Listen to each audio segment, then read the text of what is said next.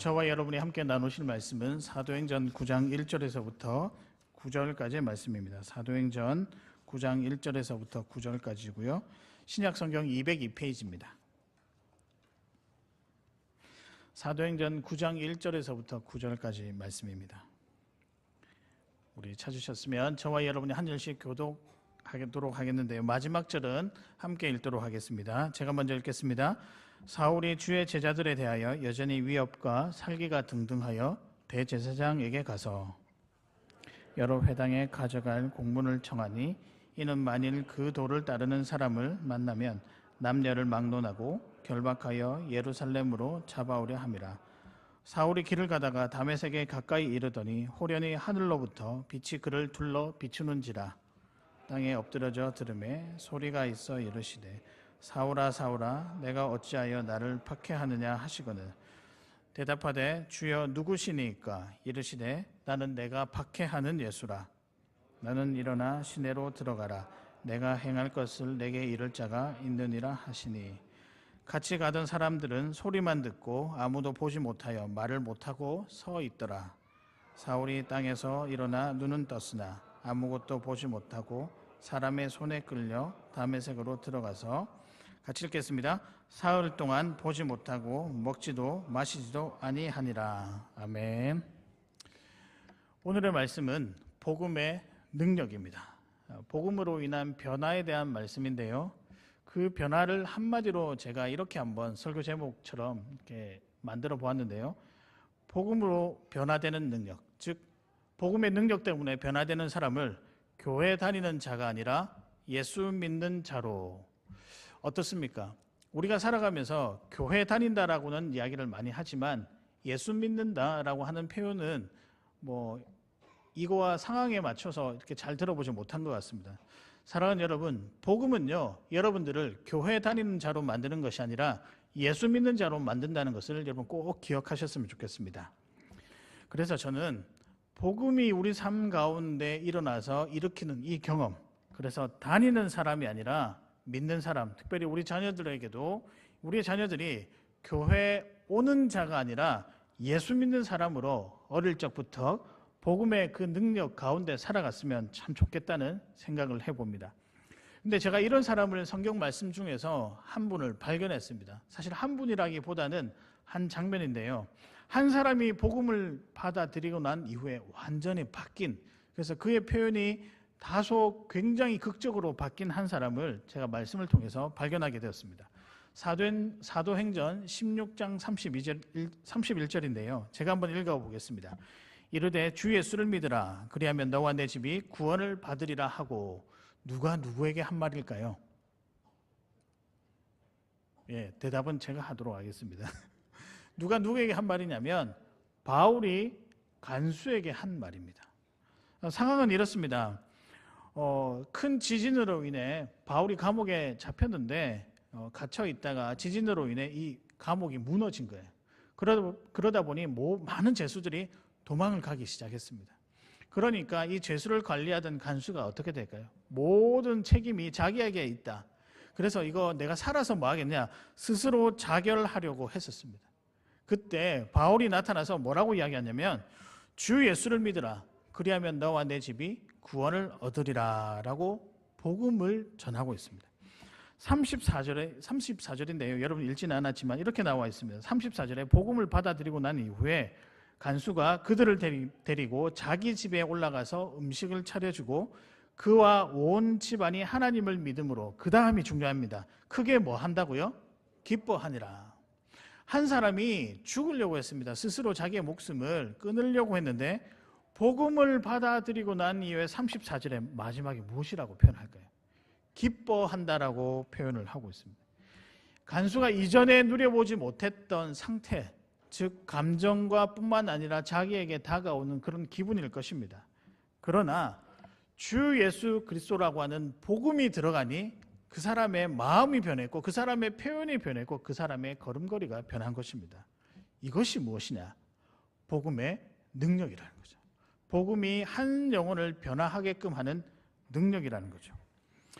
여러분, 많은 사람들이 교회를 다닙니다. 우리나라만 보아도 주일 교회 참석하는 인원은 굉장히 많습니다.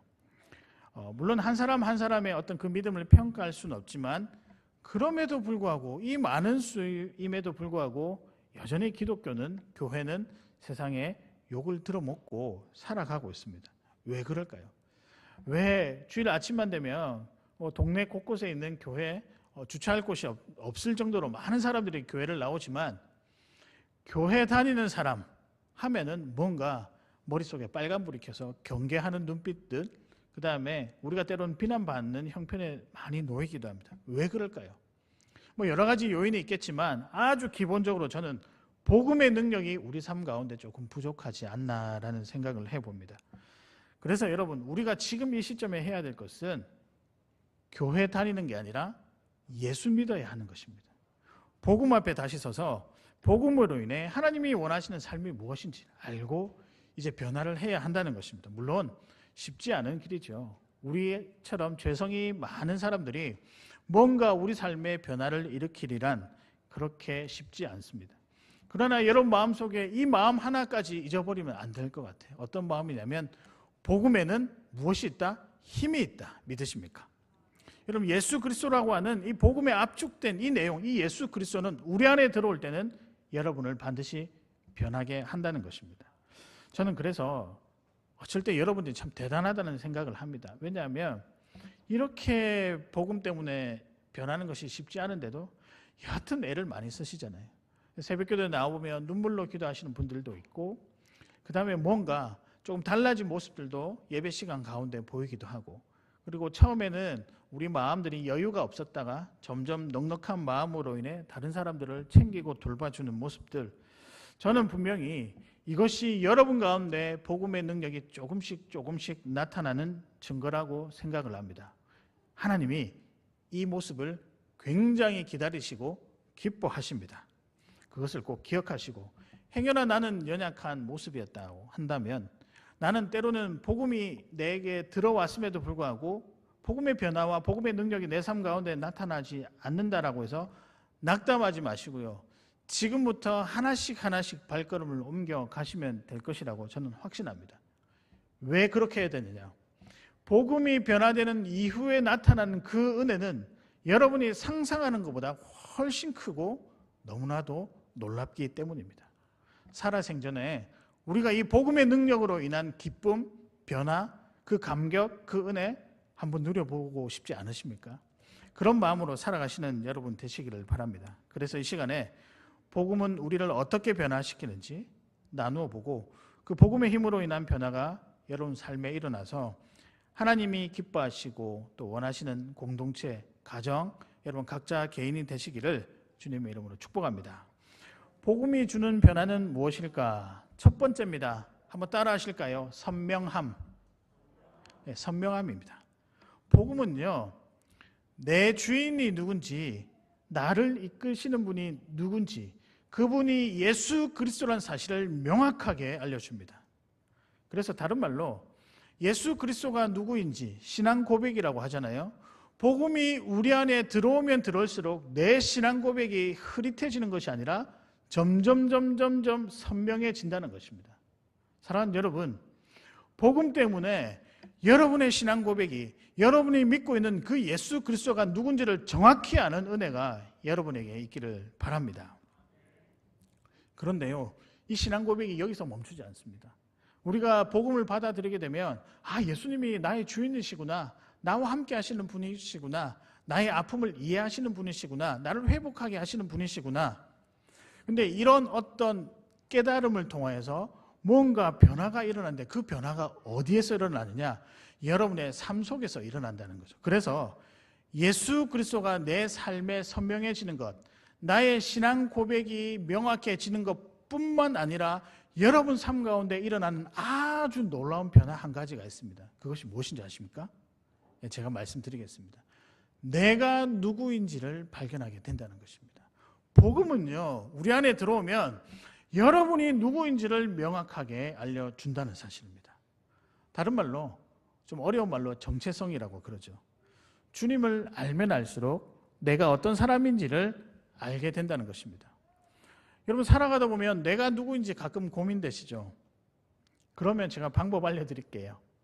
복음 가운데 나오시길 바랍니다. 내가 어떠한 막연한 상황 가운데 있습니까? 막연한 길을 걸어가는 가운데 있습니까? 그러면은 어디로 돌아오라?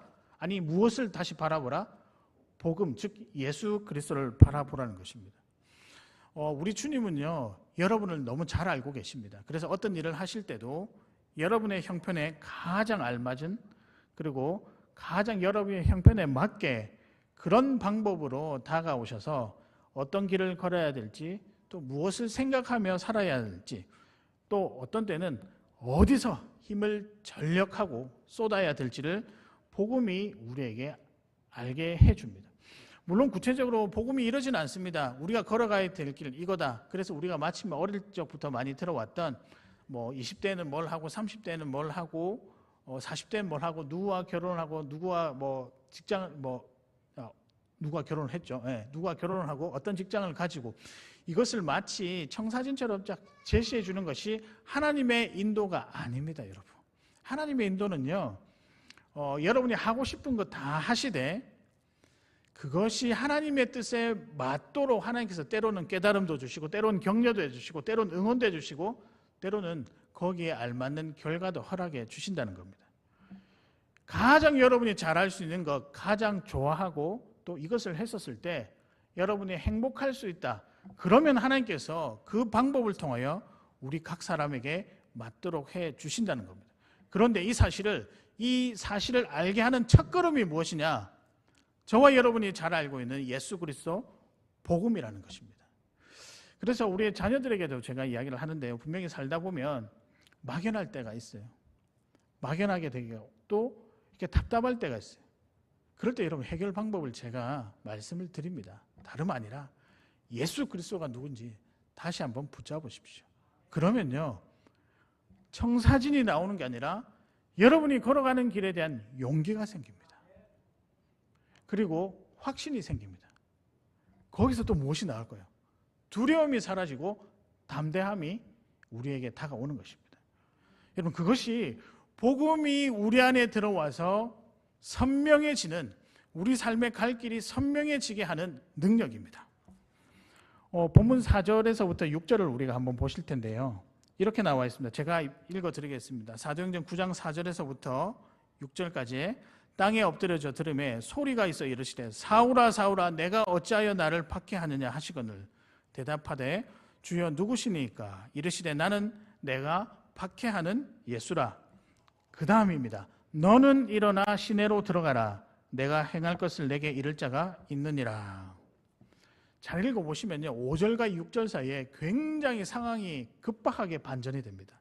분명히 네가 박해하는 예수다라고 그렇게 되어 있는데 6절에 뭐라고 이야기하냐면, 야 너는 일어나 시내로 들어가. 누구와 너와 만날 사람이 있다. 이 간극, 이 중간 사이가 저는 설명을 해놓지 않았지만 충분히 우리가 상상할 수 있을 거라고 생각합니다. 이 5절과 6절에 있었던 일을 한마디로 표현하면 선명함입니다. 사울이었잖아요. 그가 어떤 사람이었습니까? 예수 그리스도를 믿는 사람들을 박해하는 자들이었습니다. 그런데 다메섹 도상, 일명 회심 사건이라고 그러죠. 다메섹 회심 사건. 그냥 쓰러졌어요. 보이지도 아니하고 들리지도 아니하고 그냥 먹지도 못하고 그냥 푹 처져가지고 있었습니다. 그런데 예수님의 음성을 들었다는 거죠. 그리고 나서 예수님이 일어나 걸어라. 그럼 이 사이에 무슨 일이 있었을까요? 저는 이거라고 생각합니다. 이 사이에 기록은 되지 않았지만 예수님이 네가 박해하는 예수 그리스도다. 예수님이 어떤 분인지를 예수님께서 설명을 하나씩 해 주셨을 거라고 저는 확신합니다. 그러니까 여러분, 일어나 걸어서 갈 정도가 됐다는 것은 그가 어디로 가야 할지에 대한 방향이 정해졌다는 거잖아요. 누가 그렇게 했을까요? 예수 그리스도가. 복음이 우리 안에 들어오니까 바울이 내가 예수 믿는 사람 죽이고 핍박하고 그런 사람이 아니라 어떤 사람이다? 예수님을 위해서 살아가는 자가 되었구나. 자기가 누구인지가 너무 뚜렷해졌다는 것입니다. 자기 정체성의 고백. 그는 나의 구주시고 나를 살리시고 나의 주인이시다. 5절과 6절 사이에 있는 바울의 고백이라고 생각합니다. 여러분 이후에 어떻게 되었습니까? 6절 이후부터 아나니아란 그 사도를 만나고요. 9장 20절에 보면 이렇게 나와 있습니다. 즉시로 각 회당에서 예수가 하나님의 아들이심을 전파하니. 누가 전파했다고요? 사울이죠. 나중에 바울 되잖아요. 바울이 전파했습니다. 21절에 사람들이 다 놀랍니다. 듣는 사람이 다 놀라 말하되 이 사람이 예루살렘에서 이 이름을 부르는 사람을 멸하던 자가 아니냐. 여기 온 것도 혹시나 우리를 잡아 죽이려고 하는 것이 아니냐. 그래서 대제사장들에게 끌어가고자 한다. 사람들이 오해를 했습니다. 그러나 여러분, 바울은 지금 어떤 상태일까요? 핍박자였다가 복음이 들어오고 난 다음에 성도로, 나중에는 복음 전파자로 변하는 것이 아니겠습니까? 복음 때문에 내가 어떤 사람인지를 명확하게 알게 되었다는 것입니다. 여러분, 이런 일이 우리에게도 일어날까요? 그러지 않을까요? 오늘 즐거운 날인데 오늘 저만 즐겁지 않은 것 같아요. 여러분께서 약간 내외하시는 것 같은데, 예, 오늘은 복된 날입니다. 그렇죠?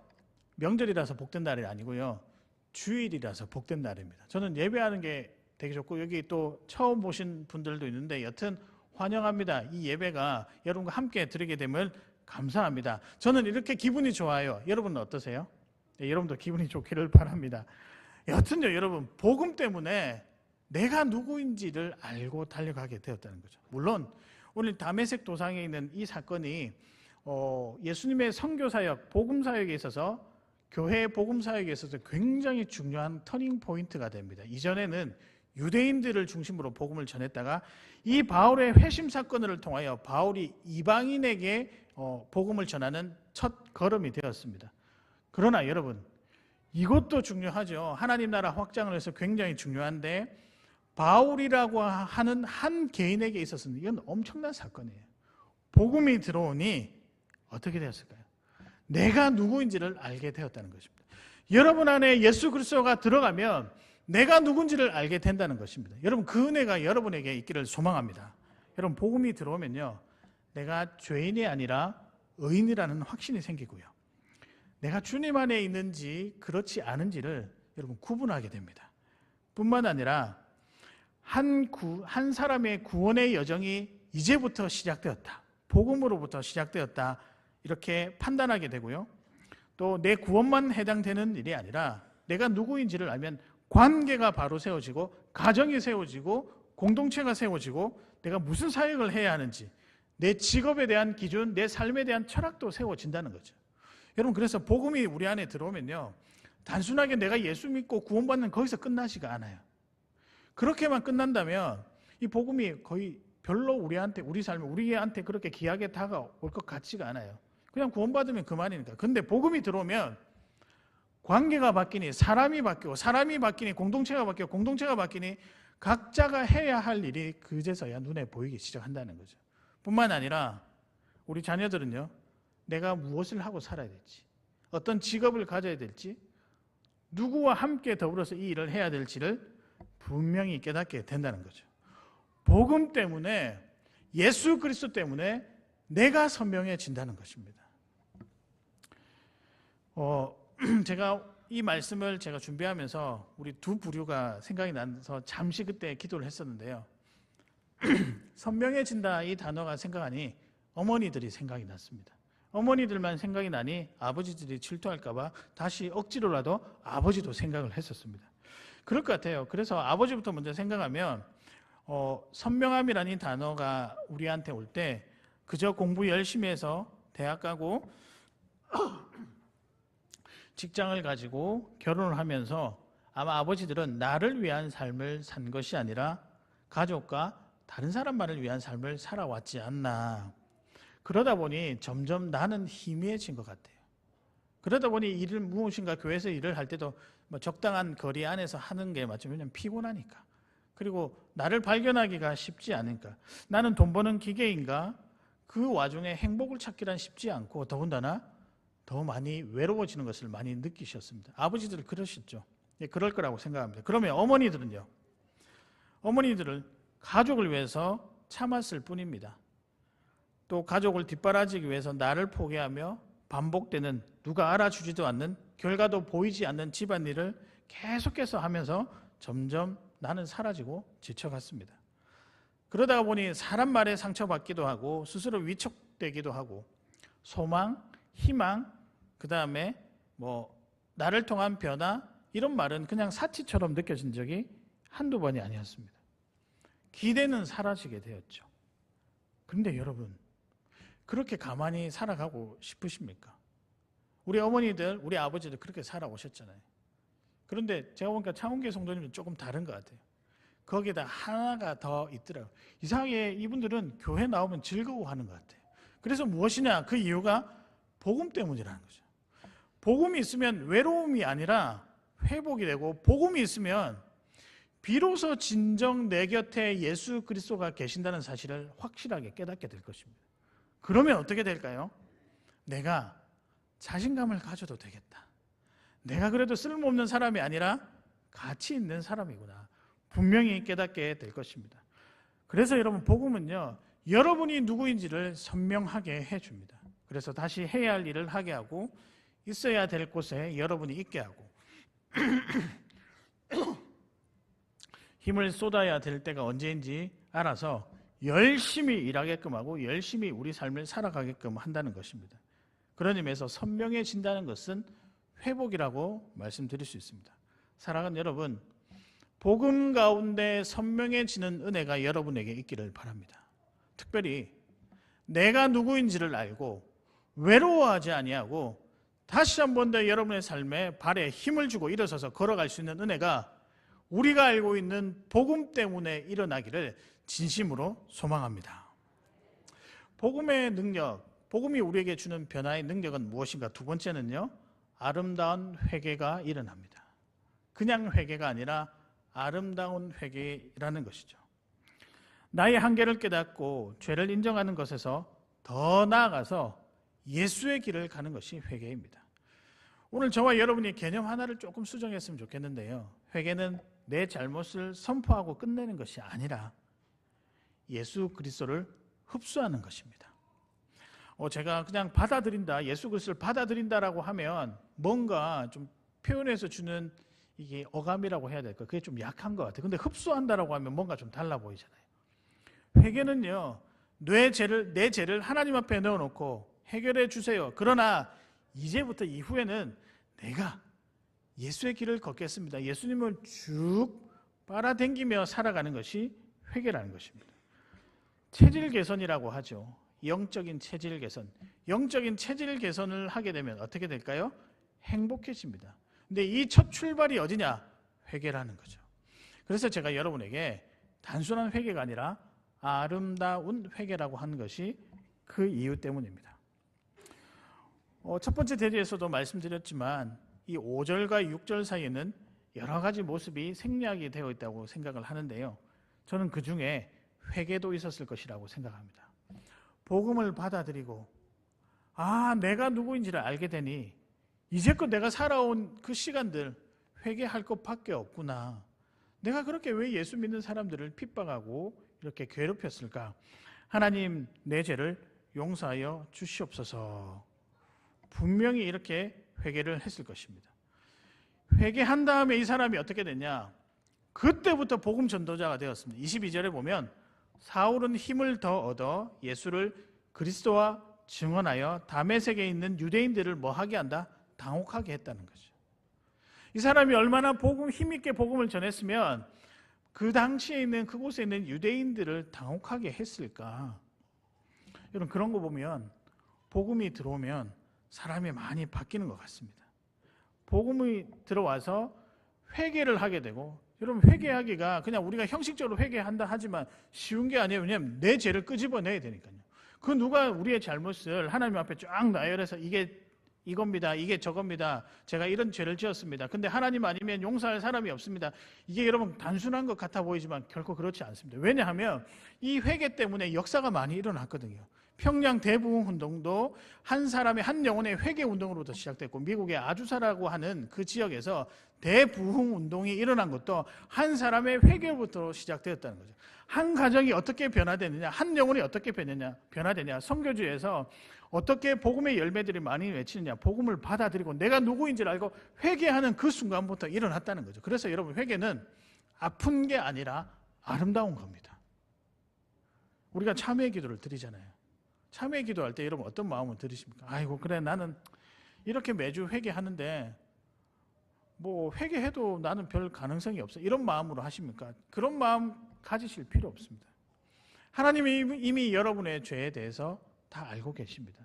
그저 하나님이 바라시는 건요, 네가 네 죄를 인정해서 나한테 도움을 청하느냐, 이거예요. 이걸 기다리고 계신다는 거예요. 여러분, 그래서 회개는 말씀드렸지만 내 죄가 이렇습니다, 용서해달라고 선포하는 게 아니라 이거 어떻게 해요? 그러나 하나님이 함께 주실 줄 믿습니다. 이제는 제가 하나님과 더불어 살아가는 삶을 살고 싶습니다. 이까지 흡수하며 나가는 것이 회개라는 것입니다. 그래서 회개는 신앙생활에 매우 중요합니다. 여러분의 삶이 흔들리잖아요. 그럼 제가 항상 여러분에게 말씀드립니다. 여러분의 삶이 막연하거나 흔들리면 무엇부터 회복하라? 예배부터 회복하라. 근데 예배 가운데 조금 더 요소로 들어가면 어떻게 하냐?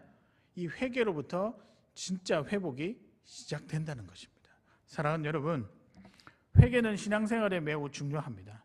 예배가 성도가 해야 할 중요한 의무 중에 하나라면 회개는 삶의 변화의 첫 시작입니다. 믿음이 구원을 향한 첫 걸음이라고 하면 회개는 구원의 삶에 따라가는 삶의 변화의 첫 시작입니다. 사랑이라는 것이 말씀대로 살아가는 원리라고 하면 그 하나님의 마음을 헤아리는 것이 무엇이냐? 회개라고 말씀드리고 싶습니다. 회개는 중요합니다. 우리 자녀들에게도 이야기합니다. 얘들아, 너희 신앙생활들 잘하고 싶지? 그래서 끝까지 주님 다시 오시는 그날까지 너희 믿음을 유지하고 싶지? 그러면 해야 될 게 있는데 그것이 무엇인가? 아름다운 회개라는 거예요.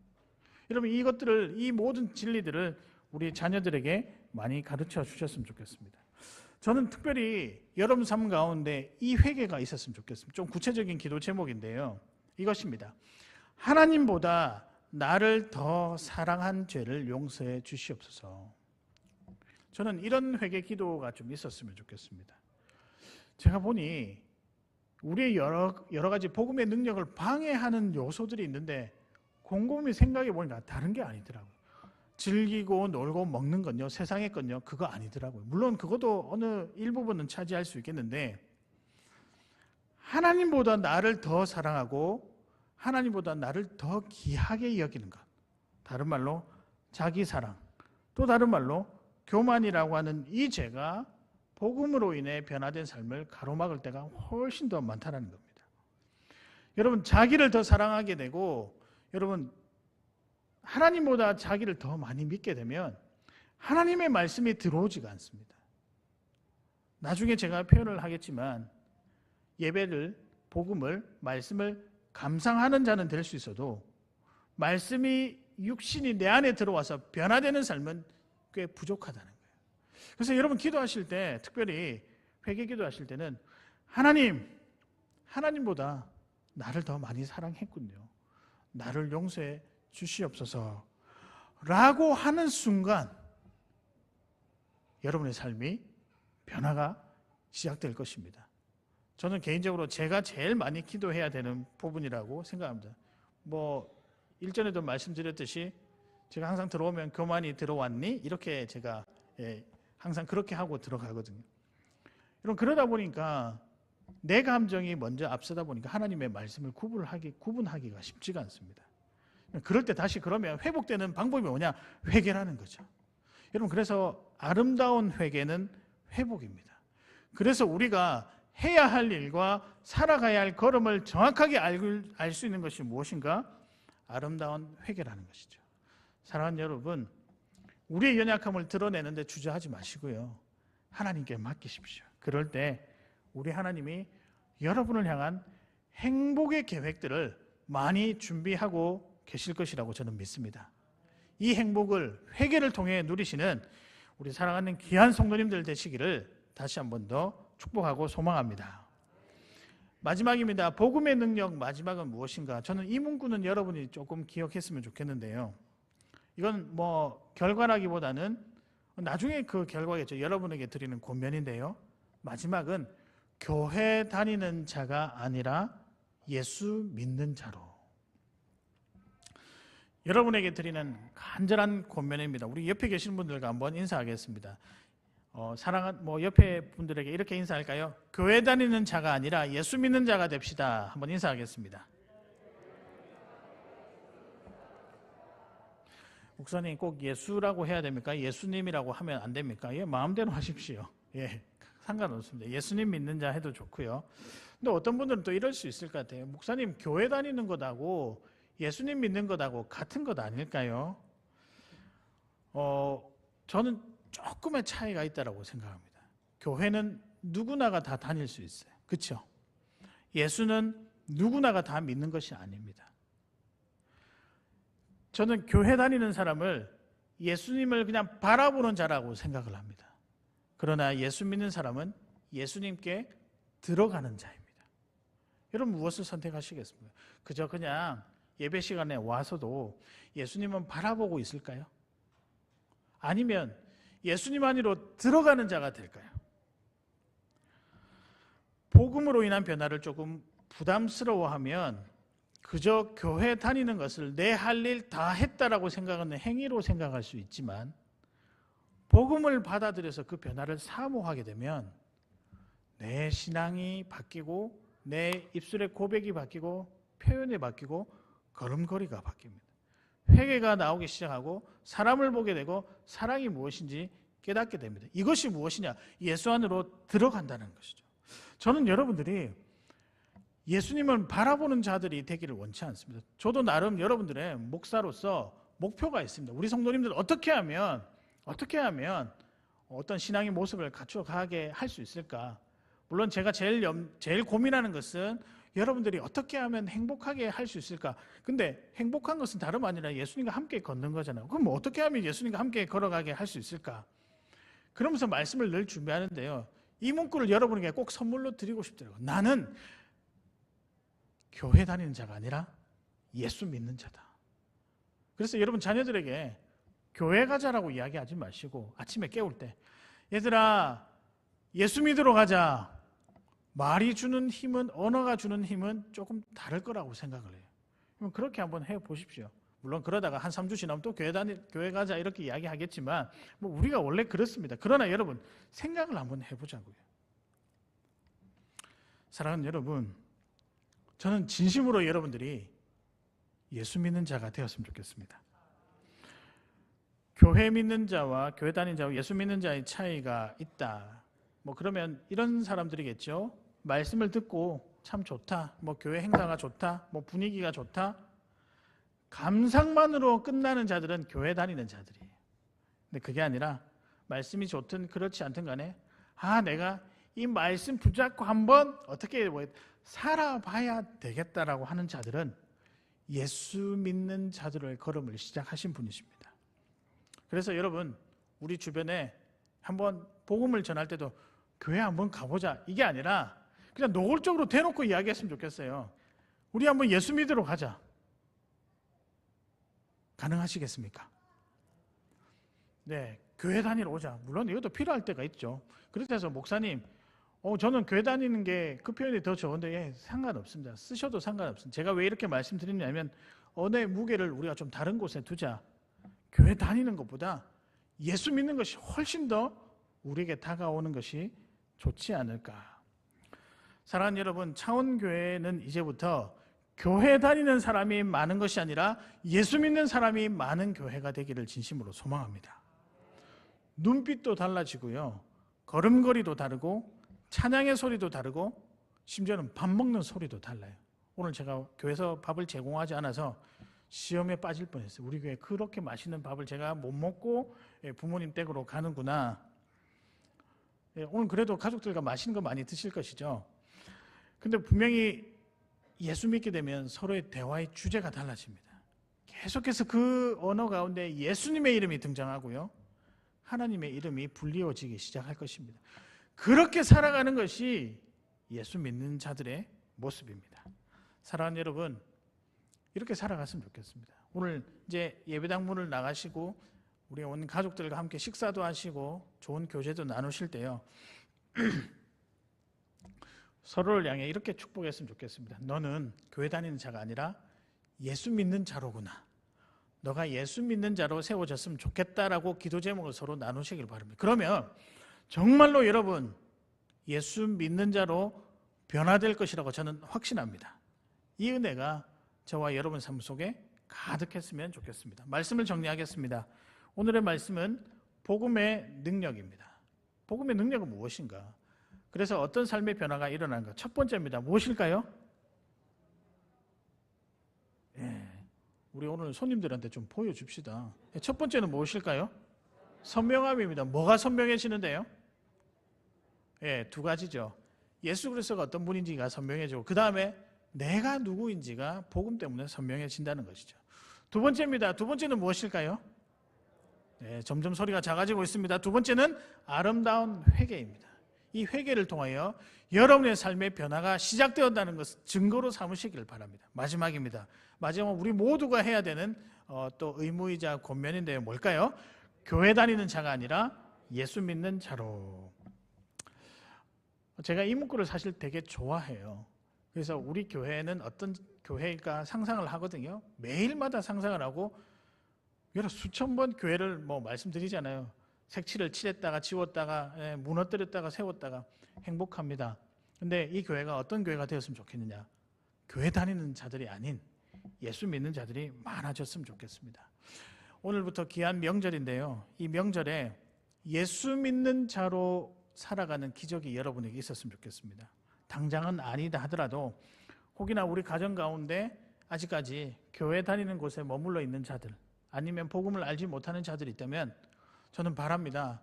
복음이 그 안에 들어가는 씨앗이 뿌려지는 역사가 지금부터 시작되기를 바랍니다. 그래서 그도 언젠가 교회 다니는 자가 아니라 예수 믿는 자로 정말 그 행복이 무엇인지를 알고 누리는 그 은혜가 있기를 소망합니다. 이번 한 주간도 예수 믿는 자로 살아가는 은혜와 걸음이 되시기를 주님의 이름으로 축복합니다. 이 시간 우리가 이 마음을 가지고 우리 한번 찬양하도록 하겠는데요.